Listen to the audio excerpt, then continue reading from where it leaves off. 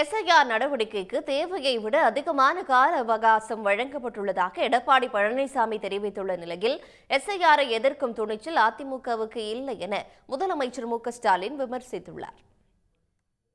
என்ன தவறு இருக்குது? காலம் போதாதுங்கிறாங்க. 1 மாத காலம் கொடுத்துருக்குறாங்க. ஒவ்வொரு பாகத்திற்கும் ஒரு PLO அரசு அலுவலரை நியமிக்கிறாங்க. அவள் வீடு வீடாக கொண்டு போய் அந்த படிவத்தை கொடுத்து பிறகு படிவம் பூர்த்தி செய்யப்பட்டு அதை திரும்ப பெற்று சம்பந்தப்பட்ட அதிகாரிக்கு ஒப்படைக்கிறாங்க. இதில் எந்தவித ஒரு காலதாமதம் ஏற்படுறதுக்கு வாய்ப்பே இல்லை. ஏன்னா ஒவ்வொரு முறையும் தேர்தல் வருது. தேர்தல் வருகின்ற பொழுது அந்த வாக்காளர்கள் வாக்களிப்பதற்கு அடையாள ஸ்லிப் கொடுக்குறாங்க. இப்போ 5 நாளில் கொடுத்துட்றாங்க.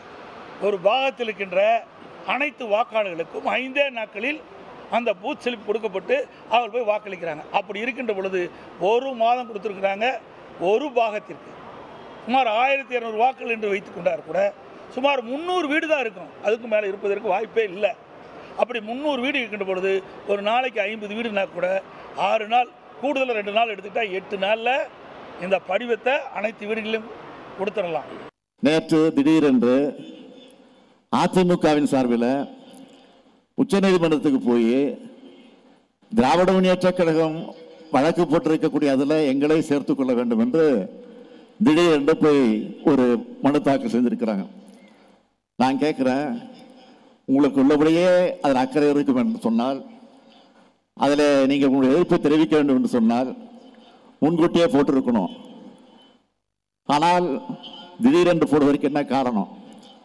இதை நீங்கள் யோசித்து பார்க்கணும். அந்த எஸ்ஐஆரை அவர்கள் ஆதரித்துக் கொண்டிருக்கிறார்கள். இன்றைக்கு பிஜேபியோ அல்லது தேர்தல் ஆணையமோ எதை சொன்னாலும் ஆதரிக்கிற நிலையில் தான் இன்றைக்கு இருந்து கொண்டிருக்கிறார்களே தவிர, இன்றைக்கு அடிமையாக இன்றைக்கு இருந்து கொண்டிருக்கிறார்களே தவிர அவர்கள் அதை எதிர்ப்பதற்கு துணிச்சல் இல்லை. உடனுக்குடன் செய்திகளை தெரிந்து கொள்ள சன் நியூஸ் பெல் ஐகானை கிளிக் பண்ணுங்க.